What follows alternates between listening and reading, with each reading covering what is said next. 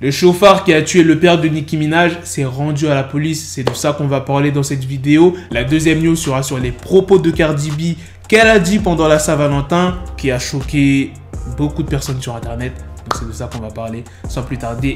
Let's go pour les news. Yo, si tu veux avoir le cou complètement gelé, avoir une chaîne ou un bracelet au poignet, il y a le site We Are Chain Nation.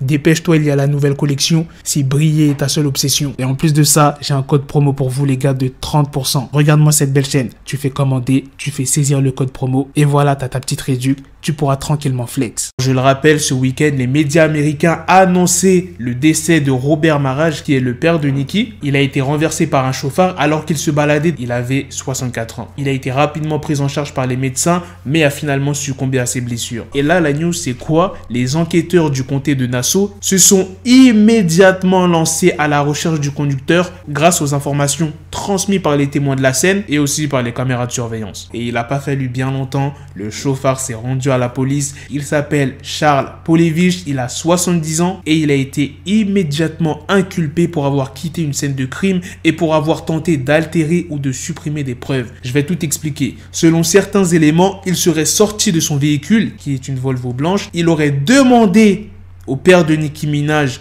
s'il allait bien et ensuite il est remonté dans sa voiture et a quitté les lieux. Du coup, il a été suivi par les caméras de surveillance. Il est ensuite rentré chez lui, a placé le véhicule au fond de sa propriété et il a tenté de nettoyer les dégâts sur son véhicule. La justice a décidé de fixer sa caution à 250 000 $ et il sera présenté vendredi 19 février à une cour de justice. Je sais pas pour vous les gars, mais même s'il s'est rendu à la police, ça n'excuse pas son geste. Moi, je pensais qu'il avait percuté le père de Nicki Minaj et après qu'il s'était barré. Mais non, en fait, c'est pas ça. Il a percuté le père de Nicki Minaj. Il est descendu de son véhicule, il a demandé si tout allait bien et ensuite il est remonté, il s'est barré.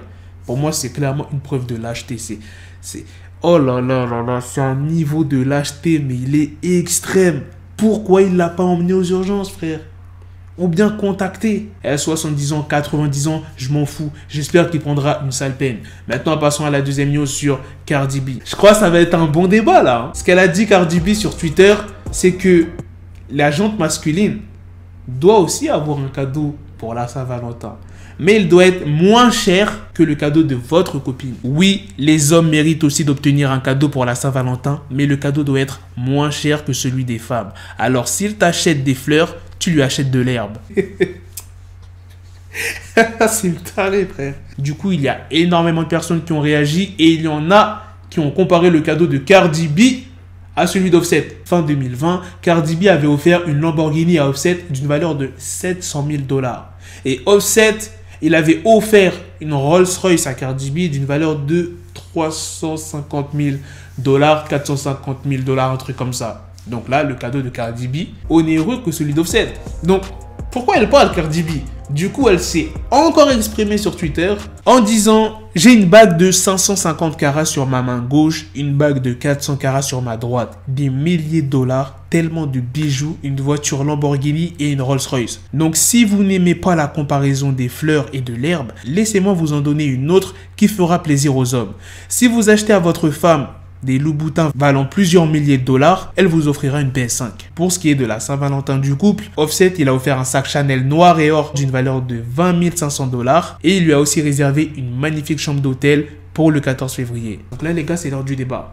Qu'est-ce que vous en pensez des propos de Cardi B? Moi, mon avis, il est mitigé. Les hommes doivent acheter un cadeau plus cher pour les femmes. Moi, ça me ferait bizarre de recevoir un cadeau pour la Saint-Valentin. Moi, aucune de mes ex m'a acheté de cadeau pour la Saint-Valentin. C'était soit pour Noël ou pour mon anniversaire. Ok, tu vois. Mais pour la Saint-Valentin, genre, je trouve ça bizarre. Si ta copine te fait comprendre qu'elle veut un petit sac Yves Saint Laurent, elle arrête pas d'en parler, qu'elle dit ouais, j'aimerais trop l'avoir. Toi, tu décides pour la Saint-Valentin de lui prendre ce sac Yves Saint Laurent et que elle, le jour de la Saint-Valentin, elle t'offre l'iPhone 12 Pro Max, par exemple. Tu vois, il coûte 1200 €.